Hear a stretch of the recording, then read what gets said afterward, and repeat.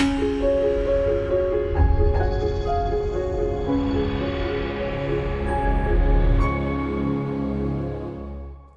the first segment, we defined what a logic model is.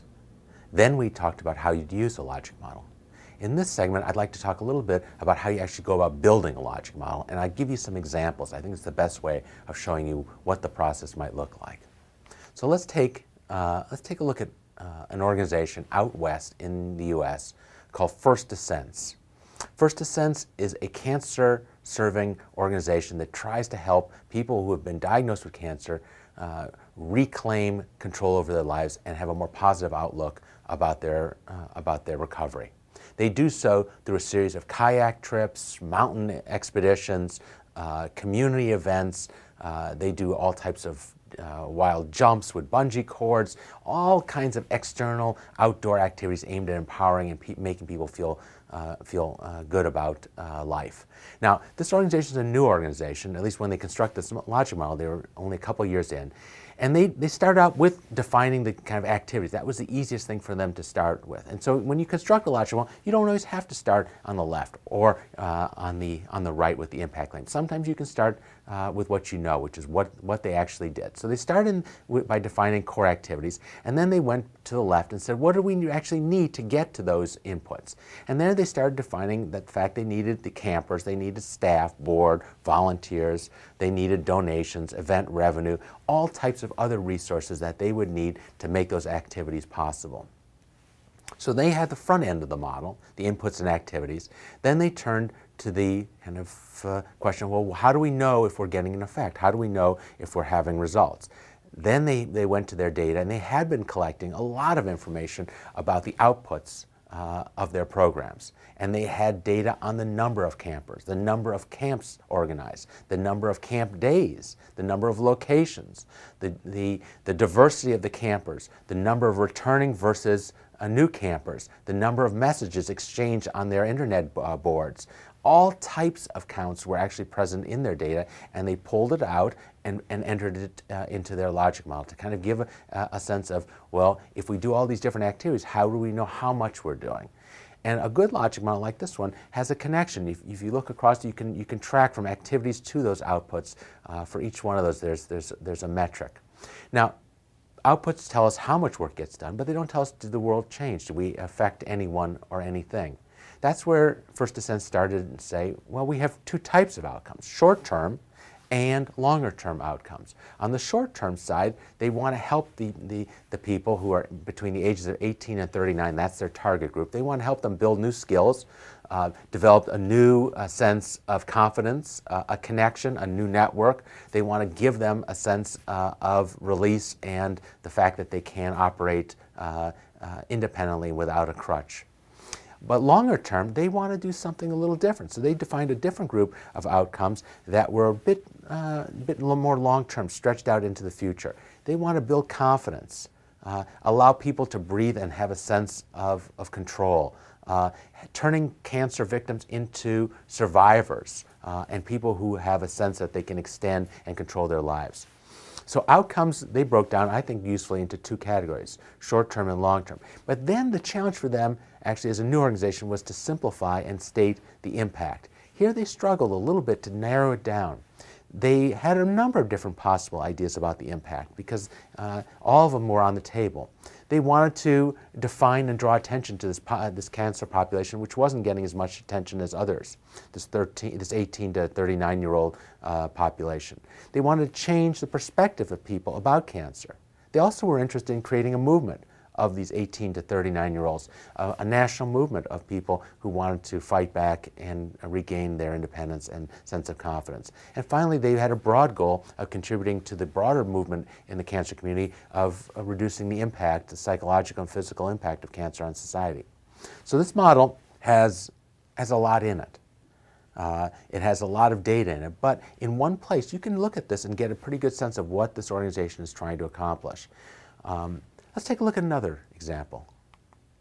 Here's a museum in New York, and I'm just showing here one of their logic models. This is a museum that has logic models for each of its different programs, from exhibitions to outreach. They have a series of logic models. This one is for their outreach programs, and it's El Museo del Barrio, a museum in New York focused on Caribbean and Latin art. What I like about this is it illustrates the fact that logic models can be organization-wide, but they can also be program-specific. An organization can define logic models for each of the program areas it's interested in, and then aggregate across those program logic models into a unitary single organization model. So let's look at this program model. What do they have in it? Let's start on the right-hand side with their clear impact claim. Notice, compared to the last one, here we have a unitary, tight impact claim. Caribbean and Latin American cultural identity is appreciated and enhanced. That's what they're after, is the appreciation and enhancement of this cultural identity. How do they do it? And we move all the way to the left, to their inputs. Here they have listed what they really are trying to garner to make their work possible: donors, volunteers, staff, grants, partner organizations, and physical buildings that they need to operate within. The activities include three main things: festivals that they run, educational outreach programs, and public programs designed to draw people into the museum. They had a long list of outputs for their organization. I've listed some here, I've edited a bit, but you'll see they're counting the number of festivals, the number of education programs, the number of student participants, number of arts educators that they have trained, the distinct communities and schools that they've served, and the amount of printed and educational material that they produce. A lot of good output measures. And then they condense down, I like, their outcomes into three main goals that they're after. One is increased public understanding of Caribbean and Latin art. Do people understand that this is a very serious and growing domain of culture? Second, have they succeeded in generating a new group of museum growers who are interested in Caribbean and Latin art? Have they cultivated the next generation of museum and art lovers? Third, have they trained arts educators who can carry forward their message and their interests into the broader community? If you look across this logic model, this one's a little bit more streamlined, has a little less in it, but again, it's a program level logic model, so you can imagine each one of these core areas that they're interested in having its own model, and then those being aggregated up into a single organizational model. Let's move to a third and last example. Here is a large religious organization that decided it too wanted to get clear about what it's trying to accomplish. I like this example because we tend to think logic models are for service organizations or ones that are doing very concrete, easily identifiable projects. But even a religious organization can come up with a logic model, can define what it is that's trying to accomplish. Here they have listed the kind of critical inputs that they need. They need leadership, clergy, congregations, funding, and building. They have four main activities: theological activities, social activities, financial activities, and managerial work that goes on.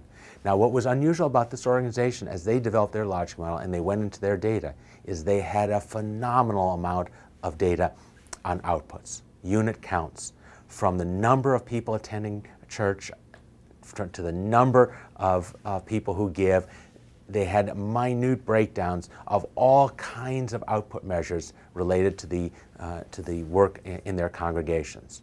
The Episcopal Diocese of Massachusetts is very broad, but across all of its elements, they have a very strong, long commitment to collecting data and using it to manage. So when it came time to build a logic model, they had a lot of output measures to draw on.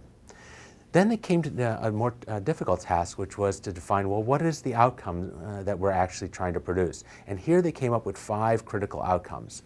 One is building strong, powerful congregations. Second, shaping public policy. Third, strengthening faith. Fourth, growing leadership within the church. And fifth, human transformation, helping the people in the congregations themselves.